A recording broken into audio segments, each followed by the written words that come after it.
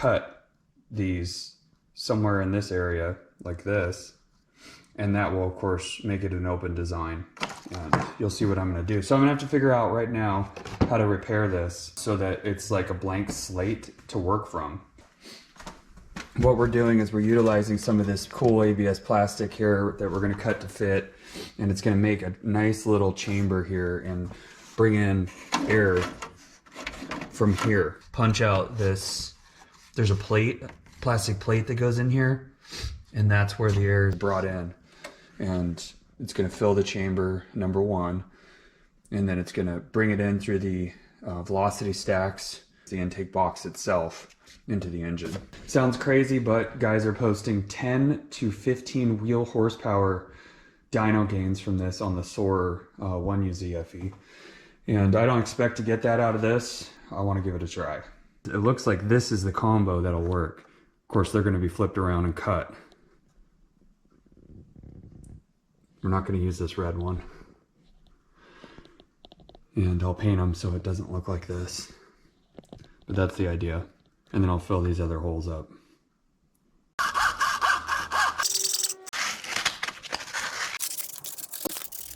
Right there.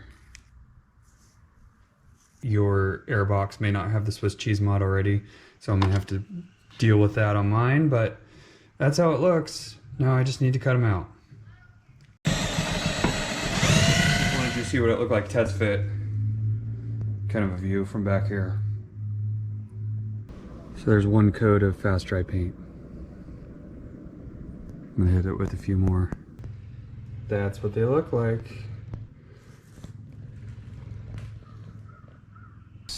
So you're gonna have to punch out this plastic piece that you don't see because I already punched it out, and then run some type of duct up inside of here and feeds it with fresh air. So I know it looks a little crude, but you're not gonna be able to see this because there's gonna be covers on this.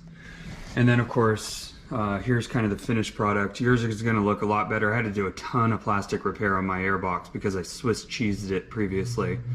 So if you have a blank slate to work from with your airbox, it's gonna look so much better, but don't worry about it because you're gonna have a cover over this and you're gonna have a cover over this here. And that's what these cardboard pieces are for. These are templates. So I can cut the plastic out, and this is paper. So we're gonna have a cover that goes basically like that. I'll just set it there. And then another cover that's gonna go something like this. And then this is the plastic sheeting that we're gonna cut to make it look really clean under there. I'll link everything in the video description, but this side is kind of a matte, non-textured side, and then this is the textured side. I'm not sure which side I'm gonna use yet.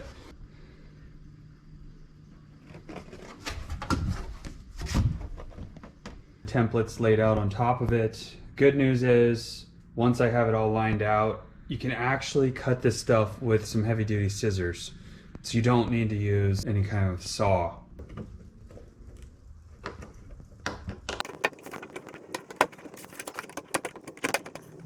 I've got 3 screws in place for this top cover, and then I've got this other heat shield here that's I haven't secured yet because I'm still figuring it out.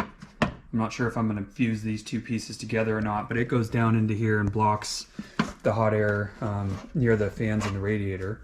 And then back here, I've got this thing made up properly, I think. So it should be, so basically what we're doing here is we're creating a chamber. The chamber is here and into here, and then I'm going to put a top plate over this. I'm going to call it Nevada. Looks exactly like Nevada. And it's going to go right there. So we have an L bracket that went right here because these two halves kind of had a tendency to want to split apart. So I just ran a fastener or a screw right in here and one in there, obviously. And it's very well sealed. I've got a couple screws here, and then 3 right here. That's how it's sitting. And right here is a blocker. You know, if you take your time and make the correct templates, it works out really well.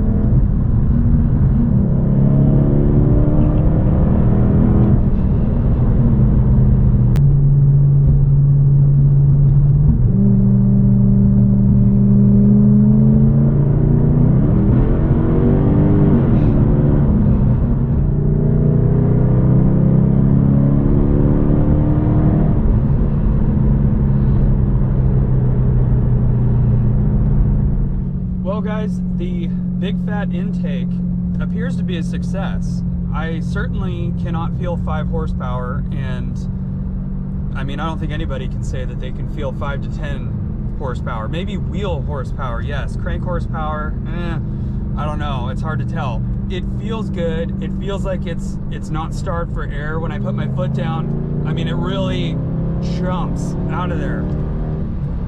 And I had to add some fuel. So that means, I think, that there's more air going in. More available air, I don't know. Let's see if I can watch my AFRs. Interestingly enough, it is at 12.7, so I'm gonna have to go ahead and add some more fuel above 4,000 RPM. Thumbs up, it's a cheap mod. Off the line, it does seem a little stronger. I meant to mention that when you just mash it off the line, it seems like it jumps out of the hole a little quicker.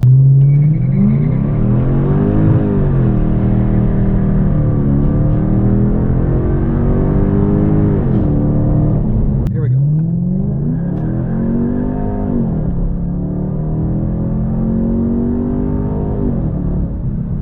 I don't know. Sounds good. That's a lot of exhaust noise. So you're not going to get any intake noise if you have exhaust like mine. A thumbs up from me for the cost and for the amount of time to go into making an intake like this. It's not bad at all. It looks pretty good if you don't have a mangled airbox like I did. If you start with a clean slate, it's going to look factory if you do a good job on that. There you go, guys. That's my verdict. Until next time.